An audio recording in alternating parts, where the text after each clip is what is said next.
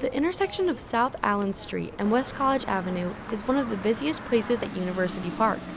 Between the cars, buses, bikers, and pedestrians, the area gets a lot of traffic. Earlier today, 6 days after Donald Trump became president-elect, these impromptu protesters are part of a growing number of people still voicing their concerns over the results.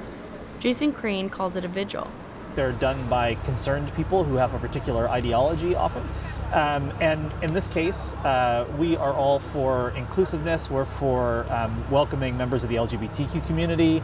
We're standing behind women, people of color, the folks who have been most directly affected by the way that Donald Trump campaigned and by the people around him. This is not a protest to Donald Trump becoming president-elect, but Crane believes Trump brought these issues of exclusivity to the surface.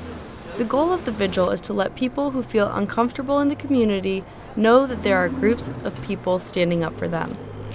I just saw it on Facebook, and so I came to support. So it's a necessary thing in these last several days, and will continue on, I think, for a long time to come. I think there's much to be gained from doing like this. So you have to give voice. At this point, we can't sit back and be silent. You can't be a bystander anymore. People of all ages stand at the vigil, but there are less Penn State students than citizens present. Obviously, I'm happy to see some people are protesting the election.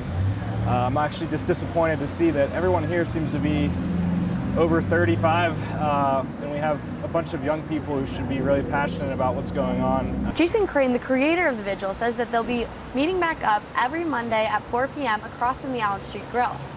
He hopes that even though it started with his Facebook friends and Facebook connections, that eventually it'll reach out to more students and more Center County residents.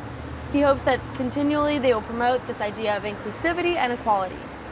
You know, my standard definition of inclusivity is one that very few people can actually live up to, because it requires that a person be understanding or take account of many views and perspectives that they really personally disagree with.